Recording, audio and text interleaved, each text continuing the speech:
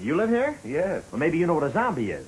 When a person dies and is buried, it seems there's certain voodoo priests who have the power to bring him back to life. Oh, horrible. It's worse than horrible because a zombie has no will of his own. You see them sometimes walking around blindly with dead eyes, following orders, not knowing what they do, not caring. You mean like Democrats? What's going on? Welcome to Coffee Time. My name's Max, and lately it seems like everything's got the lefties all crazy, from DOGE cuts to just rioting and protesting against Tesla dealerships. There's been threats to people that own Teslas and just random people that are getting their cars vandalized just because they own a Tesla and people don't agree with what Elon Musk is doing, which is insane because I don't see what they disagree with. But before we get into that, don't forget to like and subscribe. And if you haven't already, hit that notification bell to make sure you know when new videos are released. So let's get right into it. So from NPR, national parks already feel the effects of layoffs even before the busy season starts. National parks across the U.S. are bearing down on uncertain season as federal layoffs and staffing shortages threaten many of the services they provide for the millions of annual visitors, from reservations to cleanup to education. The National Park Service laid off some 1,000 employees on February 14th, just weeks before the start of the busy season in many of the country's 63 national parks. The layoffs, which targeted probationary workers, are part of the broader effort by President Trump and advisor Elon Musk to downsize the federal workforce. NPS officials have testified that the agency was already understaffed. The number of full-time employees dropped about 15% between 2011 and 2022, forcing some visitor facilities to close or limit their hours. Well, I actually have a clip from Sky News Australia, and it shows you the type of workers that doesn't exactly help the case for the layoffs being rehired. National conservative thinking, creating incurable TDS. But let's go further. Can TDS be catching? Is it transferable? Let's go back to one of our earlier trial subjects.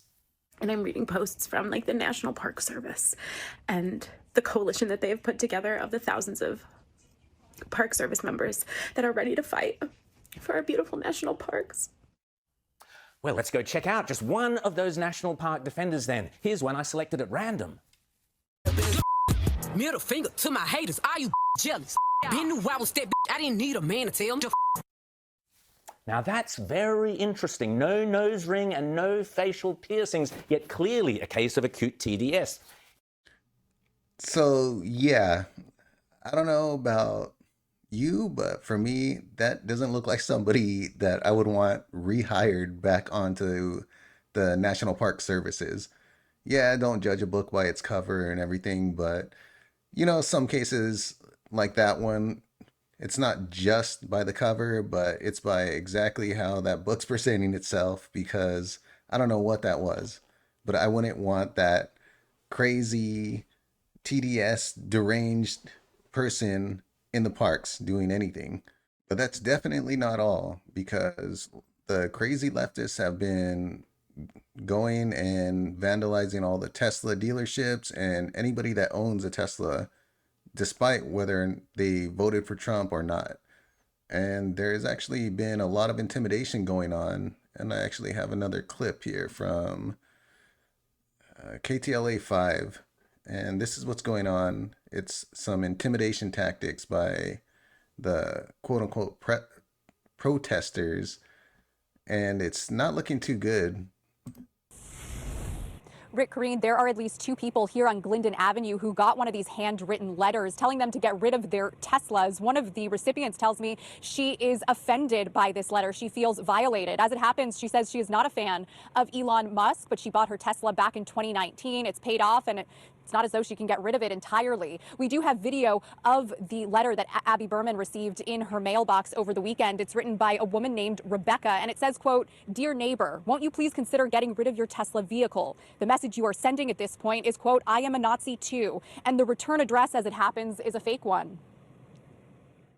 I'm not an Elon fan. I'm not a Trump fan. I'm disgusted by the state of the world and, what's going on. It keeps me up at night. But there's better ways to handle it than sending a, very offensive letter. Come talk to me. Like, let's figure out other ways of, dealing with it. These ominous and disturbing letters coincide with protests against Elon Musk and, by extension, one of his most well-known companies, Tesla. Here's a look at a demonstration today in Culver City where activists are urging people to boycott the EV car company. They're protesting his wide-scale government cuts and his role within President Trump's White House. But they made clear today they do not condone intimidation tactics or threats toward current Tesla owners. I do not think we should be shaming Tesla owners. Most of them who own Teslas bought them before DOGE existed. It's a very personal choice. If they want to get rid of their cars, that's up to them. But I think what we're really here to do is just raise our voices against what Elon is doing in Washington. And the best way to do it is in front of his business. And the only way to reach him is through his pocketbook. So if they want to just protest outside peacefully, the Tesla dealerships, that's fine, whatever. That's their First Amendment right. But there's a lot of them that want to take to the streets, go be violent, and they just want anarchy. That's not okay, no matter what the situation. And President Trump actually is considering coming down hard on them, convicting them, I believe, as terrorists, as domestic terrorists. So that's going to be interesting to see if it does actually happen and he follows through with that. But a lot of these people just need to honestly chill out. Even the lady with the Tesla that they just interviewed, if she's being kept awake at night by problems, quote unquote, that are happening within the country, it's insane that it's taking over that much of your life and keeping you up at night like that and stressing you out to that extent. It shouldn't be, because regardless of anything else, how big is it affecting your life? So I think it is just getting too crazy now, where people think it's okay to try to intimidate others, where you're trying to force people to sell their car just because you don't agree with the person that owns the company. What does that have to do with anything? Just like that owner said, a lot of the people bought it way before Elon Musk was even an advisor in the government. Why should it matter if you own a car that's made by his company? It doesn't hurt you. And a few years back, all of them would have been supporting it. Now they're out burning these cars, burning these buildings, shooting through these buildings at innocent people. And I guess, doesn't that actually contribute to their climate change problem that they're always going on about? It's insane to think that people are not able to use any kind of logic at all anymore. And yeah, it's true. It really is derangement syndrome. Now it's not just Trump derangement syndrome, but Elon derangement syndrome. And it's just getting out of hand. It does seem like the country is leading to like civil war, honestly.